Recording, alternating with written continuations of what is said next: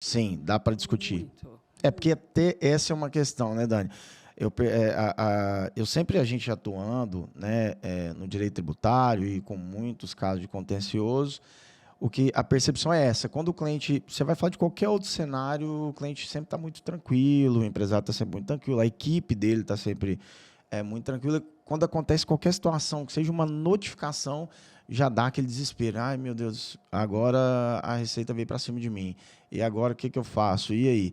E muitos casos, sempre há uma resposta para o fisco. Né? Porque uma coisa que é interessante é que a percepção do medo, ela é natural, até porque o fisco não tem braço. Então, como que ele coíbe muitas coisas? Com esse amedrontamento, vamos dizer assim. Até por isso que a figura é um leão Uhum. e não é lá a gazela. Né? Então, é natural, ele já faz isso já no próprio marketing dele. Uhum. Né?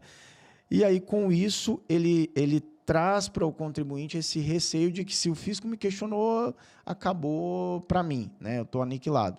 E aí, é isso mesmo? Ou está aniquilado ou não? Dá para ainda fazer algo? Dá para discutir? Dá para defender? Como é que é na prática? Bom, na prática é o seguinte, você falou exatamente o que eu vou traduzir em uma palavra só. Você está mexendo com o bolso do contribuinte. Então, Perfeito. é isso que a forma dele agir é naturalmente assim. Então, você mexe com o bolso, é o capital de giro dele que ele está vendo indo embora e é o dinheiro O mesmo. lucro, né? Que ele Tudo, imaginou que ia colocar no bolso, tudo que né? ele achou que fosse acontecer num curto período de tempo, ele está vendo aquela cartinha, né, aquela informação, aquela que chega para ele, a informação, ela é o bolso dele tendo envolvimento. Então, e o que a gente percebe é que dá para brigar com isso de inúmeras formas, entendeu? Então, são coisas que são colocadas de maneira equivocada, são coisas que que podem ser reduzidas em 80%.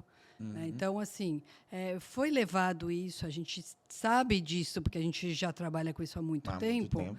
e a gente já sabe que, olha, isso aqui a gente reduz. Né? Isso aqui é uma coisa que, na prática, a redução vai ser bem considerável, Vai ser significativa.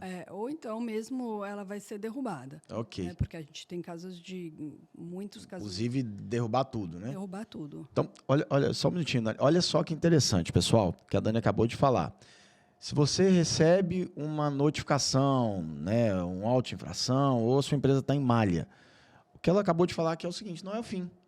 Então, há a necessidade de uma análise, né? Obviamente vai precisar de um profissional qualificado para isso, porém há a possibilidade de reduzir o débito, aquele questionamento, há a possibilidade, inclusive, de reduzir na sua totalidade, porque às vezes todo aquele questionamento do fisco ele não é correto, não é devido, e o contribuinte tem a oportunidade de fazer essa defesa e demonstrar que ele está correto. É isso mesmo, Dani? Isso mesmo. E quer ver um caso prático assim? Não, isso é legal.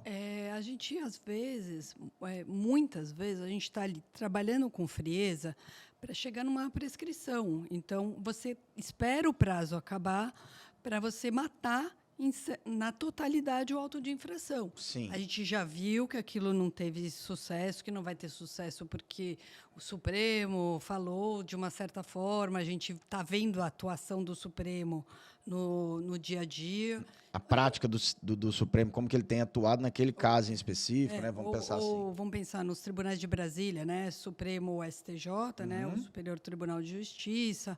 A gente já vai mapeando questão por questão. E a gente fala assim, não, agora vamos aguardar uma prescrição intercorrente nisso daqui. O que é isso? Acabou o prazo para o fisco trabalhar. Porque ele vai, assim, ele é muito previsível, ele vai agindo dessa forma, ele vai conduzindo as questões dessa forma, mas às vezes ele não tem aparato. Certo. Entendeu? Então, assim, chega lá na frente, ele não teve o aparato de falar assim, eu vou tocar esse processo, esse contencioso é factível. Às vezes ele vai para outra operação, às vezes ele vai... Operação que eu digo são essas que ele puxa, né, o contribuinte para umas situações assim, já o bolo, a massa de um determinado Essas grandes operações que nós grandes temos, por operações de exemplo. contribuinte, Até né? em São Paulo, nesse momento, está tendo uma, né? Sim. Por exemplo, em São Paulo hoje tem a Operação Lock, né? Então, que eles já colocam os nomes assim já sugestivos, eles já começam a trabalhar dessa forma assim de como assustar mesmo o contribuinte. E aí, né? Vamos pensar o seguinte: foi lá, vimos que no final disso tudo, do que aconteceu, ele não vai ter sucesso. Uma prescrição, entendeu? Pode ser o caminho. Aguarde-se a prescrição para aquilo acontecer. Certo. Tudo Eu vou bem. dar mais uma dica aqui, então, para os nossos ouvintes, Dani. O que a Dani acabou de falar, pessoal? Às vezes a discussão que você está ali com o fisco, o seu direito, né, o que a gente chama de um mérito, ele é ruim, ele é fraco. Né? Vamos pensar que o direito do fisco é maior do que o do contribuinte. Tá? Mas você está discutindo com o fisco por quê? Enquanto há uma possibilidade, o contribuinte deve seguir tentando. E por falta de braço, né, como não há uma quantidade de servidores para tocar esses processos, não é isso, Dani? Se eu estiver errado, você me corrige. O que pode acontecer há uma demora tão grande do fisco que vai ocorrer o que a gente chama de prescrição intercorrente. Então, vai passar um lapso temporal. A Dani pode falar para nós um pouco mais sobre esse prazo daqui um pouco, esse tempo, né, em específico, Dani. Vai passar esse prazo e o fisco, por mais que ele tenha o direito, e esse prazo foi encerrado, vamos pensar assim, o contribuinte não vai ter mais a necessidade de continuar discutindo aquilo, ou seja, de eventualmente ter que pagar aquele auto-infração ou aquela fiscalização. E aí, Dani, quais são esses prazos? Só para quem está nos ouvindo entender sobre isso. A gente geralmente começa a contar essa questão aí de 5 anos depois que vai para um arquivo. Então, é 5 anos mais um ano, né? Para a gente falar assim, olha, isso aqui não tem mais como o fisco discutir, né? Ao mesmo tempo, né, as questões elas são muito, assim, os tribunais superiores eles mudam muito também. Então a gente tem que ir percebendo em que cenário nós estamos. Nós temos que agir com uma tranquilidade muito grande no sentido de saber em que cenário que as questões são colocadas, de que forma a gente vai fazendo esse tipo de atuação, né? Ou então essa mesmo, né? Falou, olha, prescrição, vamos esperar para isso acontecer. Isso acontece de fato, né? Sim. Porque ele já está preocupado com a outra operação, ele já está preocupado em pensar em outra operação. O fisco é previsível também no sentido de que a gente tem muita coisa que ele vai analisando lá, né, e vai mudando a composição interna deles. Então, o que hoje é importante para a fiscalização, para amanhã pode não ser para quem está na chefia. Sim. Entendeu? E a gente já sabe disso. Sim, Né? sim. Então, todo esse contexto a gente tem que ir percebendo, sim. E monitorando isso. Monitorando isso continuamente, né? Já faz parte do nosso papel, né? De ter esse conhecimento para já estar nesse papel de falar, olha, isso aqui vai ser possível, isso aqui não vai, isso aqui o Supremo, os tribunais de Brasília, vou te chamar assim, tá? Eles vão decidir dessa forma, Sim. ou eles não estão decidindo dessa forma, e a gente vai conduzindo isso da melhor maneira possível. E é importante o contribuinte ficar ciente, Dani, que tudo isso que você está falando é algo que a legislação prevê e permite. Então, a gente está falando de procedimento que é 100% legal, legítimo do contribuinte. Né? Por quê? Nós estamos falando de uma possibilidade aqui de prescrição por uma morosidade não do contribuinte, e sim do fisco.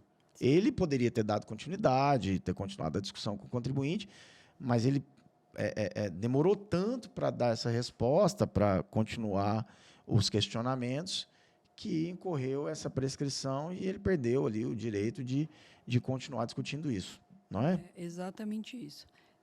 Um exemplo prático, num caso nosso, assim, que é bem, que é atual, né, e bem evidente, é um caso de guerra fiscal. Então, esse contribuinte, ele teve lá uma questão bem específica para ele, né? Mas assim, que o movimento de São Paulo foi em relação a isso, né? Então, ICMS para guerra fiscal, você glosa todas as operações que ele teve, né? Você deixa de considerar as operações que ele teve e os pagamentos que ele teve para outro estado, e São Paulo falando assim, olha, vem aqui, faz uma confissão disso, que vai ficar tudo certo para você. E a gente sabe que, na prática, essa confissão do contribuinte não vai dar em nada, entendeu? Então, o que me trouxe isso? Eu estou prevendo, né, uma previsibilidade? Não. Isso daí é uma experiência que você tem Sim. de trabalhar com a questão há muito tempo muito e tempo. saber que não vai dar em nada esse tipo de situação. Então, ou a gente aguarda uma prescrição, ou a gente realmente faz valer aquilo que foi decidido em Brasília, porque às vezes a gente tem que ter isso em contexto, né? De que, olha, Brasília decidiu assim, mas a gente já sabe que no finalmente, né, essa confissão, por exemplo, não vai dar em nada. Então, tudo isso é visto, é repensado, é estudado, é discutido internamente, né? São questões que a gente vai trabalhando, sim, no nosso dia a dia, é o Sim. nosso cotidiano. A gente tem que ter isso, né? A Sim. gente tem que ter a frieza de olhar dessa forma.